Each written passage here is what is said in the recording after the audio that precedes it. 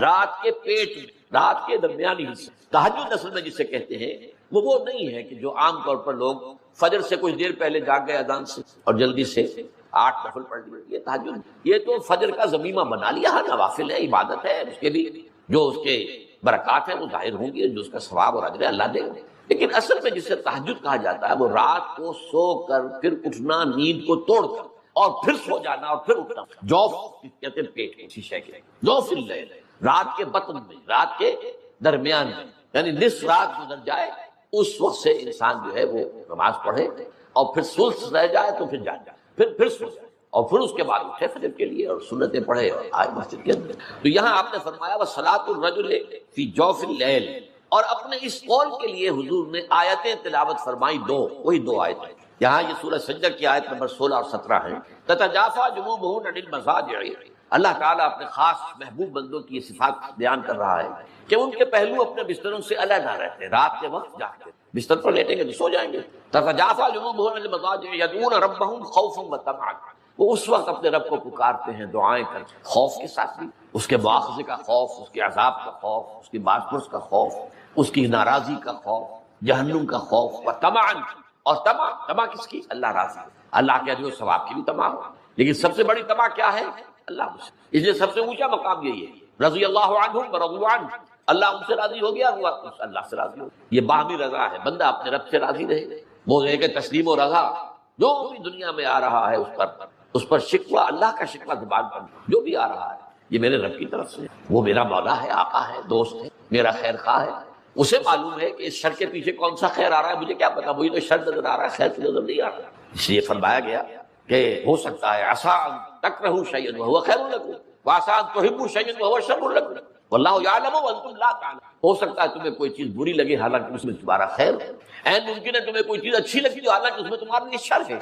اللہ جانتا ہے تم نے اس کیفیت کے اندر دنیا کی زندگی گزارے، اللہ تعالیٰ آخرت میں اسے راضی کر دے گا، اللہ اس سے راضی ہو جائے گا. خارا کہتے ہیں خیر طلب کرنے. یہ باب استفعال سے جب کوئی آتا ہے، استنصار مدد حاصل کرنا، مدد لینا، استخارہ خیر طلب کرنا، خیر حاصل کرنا. اور اس کی ایک دعا جو ہے وہ ایسی ہے کہ جو حضور نے، صحابہ کہتے ہیں، ہمیں ایسے سکھائی جیسے قرآن، یعنی اتنے اہتمام کے ساتھ وہ دعا سکھائی. وہ دعا پڑھتے رہنا یہ ایک مستقل گویا کہ انسان کا استخارہ ہونا چاہیے. اس کے معمولات، کوئی بھی مسئلہ درپیش ہے تو آدمی دعا کرے، اللہم انی استخیرک بعلمک واستقدرک بقدرتک، اے اللہ میں تیرے علم سے خیر مانگتا ہوں اور تیری جو قدرت ہے اسی سے قدرت چاہتا ہوں کہ مجھے بھی کچھ طاقت حاصل ہو جائے.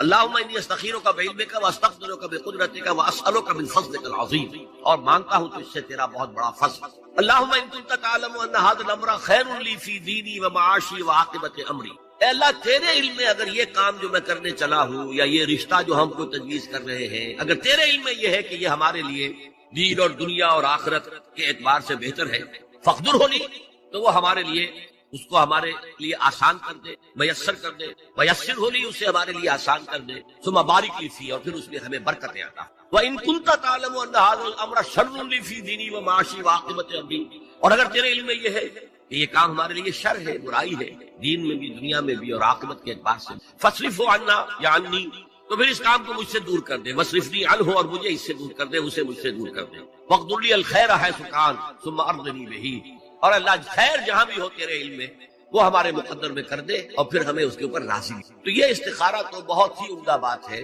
اور یہ تو ہمیں اکثر معاملے میں کرنا چاہیے. البتہ وہ استخارہ نکالنا، یہ فلاں سے استخارہ نکال رہے ہیں، فال نکال رہے ہیں، پھر استخارے میں یہ سمجھنا کہ پھر یہ دعا مانگ کر 2 نفل پڑھ کے خواب میں ضرور کوئی اشارہ ملے گا، ان چیزوں کا کوئی ثبوت نہیں ہے میرے علم کی حد تک. احادیث میں یہ بہرحال اگر اللہ تعالیٰ اشارہ کر دے کوئی خواب کے، ابھی تو بعید بات تو نہیں ہے، لیکن یہ کہ اصل میں دعا استخارہ جو ہے بس وہ ہے اصل استخارہ، اور وہ بہت عمدہ چیز ہے اور وہ ایمان کے عین مطابق ہے کہ اللہ ہم نہیں جانتے، تو جانتا.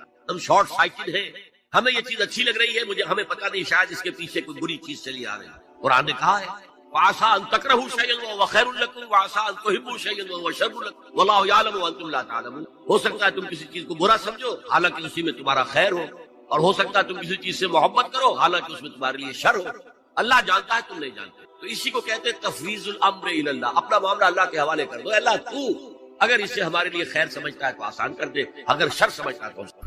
جو لوگ اللہ پر ایمان لائیں، کہیں کہ ہمارا رب اللہ ہے، پھر اس پر جم جائیں، ان پر فرشتوں کا نزول ہوتا ہے. نہ کوئی غم کرو نہ خوف، خوشیاں مناؤ جنت کی جس کا تم سے وعدہ کیا گیا تھا.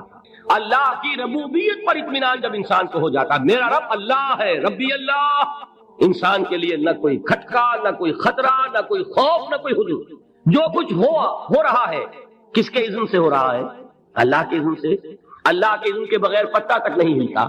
یہ کوئی اندھا بہرا مادہ نہیں ہے جس سے مجھے کوئی خوف ہو. اندھا بھینسا چلا رہا ہو اس سے تو ڈرنے کا ہر انسان کو ڈرنا چاہیے، نہ معلوم کس کو ٹکر مارنا. لیکن نہیں، اس کائنات کو چلانے والا ایک سمیع و بصیر خدا ہے. وہ جو میرا دوست ہے، میرا ولی ہے. اللہ ولی الذین آمنوا یخرجہم من الظلمات الی النور. اللہ اہل ایمان کا ولی ہے، ساتھی ہے، پشت پناہ ہے، مددگار ہے، حمایتی ہے. بتائیے جسے یقین ہو جائے کہ اللہ میرا مددگار، اللہ میرا محافظ، اللہ میرا پشت پناہ، اللہ میرا حمایتی، اس کے لیے کوئی خوف ہوگا؟ اس سے کوئی ڈر ہوگا؟ میں مثال دیا کرتا ہوں ایک بہت سادہ، پنجاب کے دیہات کی. تو بڑا چودھری ہے اور کوئی غریب کسان ہے. اس غریب کسان کی کہ جانوروں کو ہر وقت اندیشہ ہوگا چوری کا، کوئی میری بھینس کھول کر نہ لے جائے، کوئی میرا بیل کھول کر نہ لے جائے. لیکن جس کے بارے میں یہ سب کو معلوم ہو کہ وہ جو بڑا چودھری ہے وہ اس کا دوست ہے، اس کی بچیا کو کوئی خوف ہوگا؟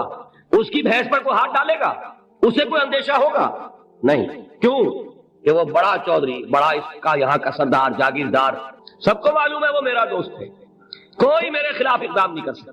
اس دنیا میں یہ چھوٹی سی بات اگر آپ کے دلی اطمینان اور سکون کا باعث بن سکتی ہے تو ذرا تصور کیجئے. میں لفظ تصور استعمال کروں گا صرف اس لیے کہ اس کا ہم جس کو کہتے ہیں ادراک اور شعور کر نہیں سکتے، اگر کے ساتھ کر سکتے. اگر یقین ہو کہ اللہ میرا مددگار اور یقین ہو کہ اللہ ہر آن میرے ساتھ ہے، پھر کوئی خوف، کس کا خوف؟ کوئی شے اللہ سے بالا تر ہے؟ کوئی قوت اس سے زیادہ طاقتور ہے؟ کوئی اس کے ارادے کو بدلنے والا ہے؟ کوئی اس کی مشیت کے آڑے آنے والا ہے؟ یہی بات ہے جو حضور نے فرمائی. یہ ایمان کا حاصل ہے لب لباب کہ دیکھو اچھی طرح اس بات کو ذہن نشین کر لو. اگر تمام انسان مل کر تمہیں کوئی نقصان پہنچانا چاہے نہیں پہنچا سکتے مگر جو کچھ اللہ نے لکھ دیا، اور تمام انسان مل کر تمہیں کوئی نفع پہنچانا چاہے نہیں پہنچا سکتے مگر وہ شے جو اللہ نے طے کرے. آپ پھر میں کہوں گا ذرا تعریف کیجئے، اسے فرض کیجئے، اسے سوچئے. اگر اس حدیث پر ہمارا دل ٹھکا ہوا ہو تو کسی سے ڈر ہوگا؟ یہ مجھے نقصان نہ پہنچا دے، یہ میری رپورٹ خراب نہ کر دے، یہ میری انکریمنٹ نہ رکوا دے، یہ میرا یہ نہ بگاڑ دے، یہ میرے یہ نقصان نہ پہنچا دے. اس کا ڈر، اس کا ڈر، اس کا خوف، اس کی خوشامد، اس کے لیے جا کر طرح طرح سے اپنی عزت نفس کو ذلیل کروانا اس کے سامنے. یہ سب کچھ کیوں کرتا ہے انسان؟ جب سمجھتا ہے کہ اس کے ہاتھ میں میرا کوئی نفع ہے، اس کے ہاتھ میں میرے لیے کوئی ضرر ہے، یہ مجھے کوئی غضب پہنچا سکتا ہے، یہ مجھے کوئی نقصان پہنچا سکتا ہے، یہ میرا کوئی کام بنا سکتا ہے، یہ میری کوئی ضرورت پوری کر سکتا ہے. اسی کا نام شرک ہے. جہاں آپ نے یہ سمجھا کہ غیر اللہ کے اندر کوئی طاقت موجود ہے وہی شرک ہے. بتوں سے تجھ کو امیدیں، خدا سے نو امیدی، مجھے بتا تو صحیح اور کافری کیا ہے؟ شرک تو یہ جس پر بھی تمہیں یہ خیال ہے کلمہ ہے، یہ کلمہ سوم لا حول ولا قوت الا باللہ. ذرا اس پر دل کو کبھی اگر آپ تصور کریں، پھر فرض کریں، دل ٹھک جائے اس پر، کوئی طاقت نہیں. یہی بات تھی جو شیخ عبد القادر جیلانی رحمۃ اللہ علیہ نے اپنی وصیت میں اپنے بچے سے کہی. 11ویں دینے والے ہیں لیکن حضرت شیخ عبد القادر جیلانی کی وصیت اور تعلیمات کو کتنے لوگ ہیں جانتے ہیں؟ یہ جن مقامات تک پہنچے ہیں وہ کس چیز کی بدولت پہنچے؟ انہوں نے جو پیغام دیا وہ کیا تھا؟ اے میرے بچے، جس طریقے سے قرآن مجید میں حضرت لقمان کی نصیحتیں جو ہے نقل کر دی گئی ہیں، میں یہ عرض کروں گا بالفرض اگر قرآن حضرت عبد القادر جیلانی کے بعد نازل ہوا ہوتا تو شیخ عبد القادر کی یہ نصیحتیں بھی قرآن میں درج ہوتی. اتنی اونچی نصیحتیں ہیں. اے میرے بچے، اس حقیقت کو ذہن نشین کر لے، لا فاعل فی الحقیقت ولا مؤثر الا اللہ. اس کائنات میں نہ کوئی فاعل حقیقی ہے نہ مؤثر حقیقی ہے سوائے اللہ. کسی شے میں کوئی تاثیر نہیں اگر اللہ نہ چاہے. آگ جلا نہیں سکتی اگر اللہ نہ چاہے، پانی ڈبو نہیں سکتا اگر اللہ نہ چاہے، زہر ہلاک نہیں کر سکتا اگر اللہ نہ چاہے، کوئی چیز فائدہ نہیں پہنچا سکتی اگر اللہ نہ چاہے. تو در در پہ کیوں سر جھکاتے ہو؟ در در پر کیوں جبیں سائی کرتے ہو؟ سب کے سامنے کیوں ہاتھ پھیلاتے ہو؟ ایک اللہ سے مانگو، ایک اللہ کے سامنے جبین سر پر اپنی جبین رکھو. لا فاعل فی الحقیقت ولا مؤثر الا اللہ. نظر آتا ہے ہمیں کہ پانی پیاس بجھا دیتا ہے، پیاس بجھانے کی صلاحیت پانی میں نہیں ہے، اللہ کے اذن سے. کھانا بھوک مٹا دیتا ہے، بھوک مٹانے کی صلاحیت کھانے میں نہیں ہے، اذن رب میں۔ دیکھیے یہی یقین تھا۔ حضرت موسیٰ علیہ السلام کا واقعہ یاد کیجیے، سامنے سمندر آ گیا ہے، قوم دیکھتی ہے پیچھے کہ گرد و غبار کا طوفان، معلوم ہوا کہ فرعون اپنے لشکر سمیت آ گیا۔ لشکر جب چلتا تھا تیز رفتاری کے ساتھ تو گرد و غبار کا جو طوفان اٹھتا تھا اس کا تصور کیجیے، اور لمحہ بلمحہ وہ قریب آ رہا ہے۔ پوری قوم نے کیا کہا؟ اے موسیٰ انا لمدرکون، اے موسیٰ ہم کو پکڑے گئے۔ قرآن مجید نے تو یہاں وہ باتیں نہیں لکھی ہیں، لیکن تورات میں یہ درج ہے کہ بنی اسرائیل جھگڑنے لگے، دست و گریبان ہو گئے موسیٰ کے ساتھ۔ موسیٰ نے یہاں مروایا لا کر، اس سے تو ہم ہی بہتر تھے، وہاں کھانے کو ملتا تھا، زندگی تو تھی، بیگار ہم کر رہے تھے، موت تو نہیں تھی۔ اب جو کچھ ہوگا اس کا تصور کرو، جس طریقے سے ہمارے ٹکڑے اڑائے جائیں گے۔ تو لڑ رہے ہیں حضرت موسیٰ علیہ السلام۔ یہ تورات کی تفصیل ہے، قرآن میں صرف اتنا آیا ہے، پریشان ہو کر انہوں نے کہا انا لمدرکون، موسیٰ ہم کو پکڑے گئے۔ اس وقت موسیٰ کا جواب کیا ہے؟ کلا ان معی ربی سیہدین، نہیں، میرے ساتھ میرا رب ہے، وہ راستہ دے گا۔ بتائیے کہاں راستہ نظر آ رہا ہے؟ یہ ہے ایمان بالغیب۔ راستہ نظر نہ آئے تب اللہ پر یقین ایمان ہے، جیب میں پیسے ہوں تب دل کو اطمینان ہے، تو ایمان کس پر ہوا؟ پیسے پر، اللہ پر نہیں۔ جب وسائل و ذرائع نہ ہو اور پھر یقین ہو کہ اللہ مسبب الاسباب ہے، وہ اسباب کا پابند نہیں ہے، وہ اسباب کا محتاج نہیں ہے، اسباب اس کے محتاج ہے۔ اگر یہ یقین ہے تو اللہ پر ایمان ہے، یہ نہیں ہے تو تمہارا ایمان اسباب پر ہے، وسائل پر ہے، ذرائع پر ہے، مادیات پر ہے، اللہ پر نہیں۔ اس وقت کہاں راستہ تھا؟ کوئی راستہ تھا؟ سمندر ہے اور ادھر سے لشکر آ گیا ہے۔ کلا ان معی ربی سیہدین۔ اب دیکھیے ایمان کہہ دینا آسان ہے، ہوا معکم اینما کنتم، جہاں کہیں بھی تم ہوتے ہو اللہ تمہارے ساتھ ہوتا ہے، لیکن اس کا یقین قائم ہو جائے تو زمین و آسمان کا فرق واقع ہو جائے۔ یہی بات ہوئی حضور کے ساتھ۔ غار ہے، چھپے ہوئے ہیں محمد رسول اللہ اور آپ کے وہ یار غار ابو بکر صدیق رضی اللہ تعالی عنہ۔ اقبال نے حضرت ابو بکر کی شان میں چند اشعار ہیں صرف، لیکن واقعہ یہ ہے کہ بھاری بھاری نظموں پر اور قصیدوں پر بھاری، طویل ترین نظمیں اور قصیدے ہوں ان پر بھاری۔ ہمت ابو بکر کی ہمت جو ہے، کشت ملت را جو اب جیسے بارش سے کھیتی اپجتی ہے، ابو بکر کی ہمت اور عظیمت اس امت کو اسی طرح سینچنے والی ہے۔ ثانیے اسلام و غار و بدر و قبر، وہ دوسرے تھے اسلام میں، دوسرے پہلے کون تھے؟ انا اول المومنین، حضور کی بات ہے، سب سے پہلا ایمان لانے والا میں، دوسرے ابو بکر۔ ویسے ہمارے ہاں یہ چلتا ہے اختلاف، حضرت علی پہلے ہیں کہ حضرت ابو بکر پہلے ہیں، لیکن اس میں بڑی خوبصورت تطبیق قائم کی ہے علماء نے، اور بہت صحیح ہے۔ چار کے بارے میں فیصلہ ہی مت کرو کہ کون پہلے، ان کی ایک عجیب تقسیم کر دی ہے۔ آزاد مردوں میں، بالغ مردوں میں سب سے پہلے ابو بکر، بچوں میں سب سے پہلے علی، خواتین میں سب سے پہلے خدیجہ، اور غلاموں میں سب سے پہلے زید بن حارثہ۔ بڑی پیاری تقسیم ہے، یہ چاروں ہی پہلے ہیں، ہر ایک کے لیے اولیت ہے۔ اور واقعہ یہ ہے کہ اگر زمانی اعتبار سے تعین ہوگا تو پہلے خدیجۃ الکبریٰ آئیں گی رضی اللہ تعالی عنہ۔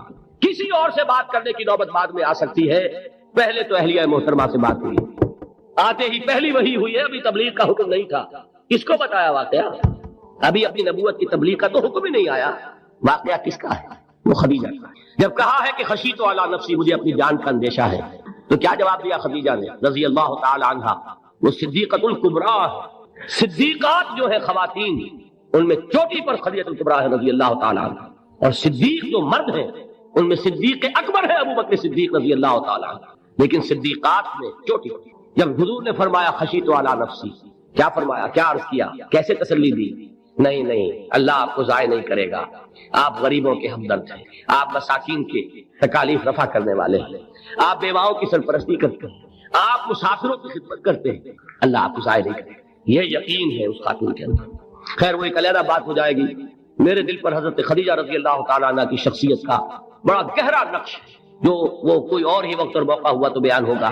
بہرحال اقبال نے ایک مصرے میں جو چار اولیتیں جمع کر دی ہیں، ہمت کشت امت را چو ابر، ثانی اسلام و غار و بدر و قبر۔ اسلام میں حضور کے بعد پہلے کون؟ ابو بکر۔ غار میں حضور کے ساتھ کون؟ ابو بکر۔ بدر کی رات اللہ کا رسول سرب سجود، وہ جھاڑ، وہ گھاس پھوس کی جو جھوپڑی بنائی گئی تھی، اور وہاں تلوار ننگی لے کر پہرا دینے والا کون؟ ابو بکر۔ اور اس حجرہ عائشہ میں محمد کے بعد سب سے پہلے دفن ہونے والا کون؟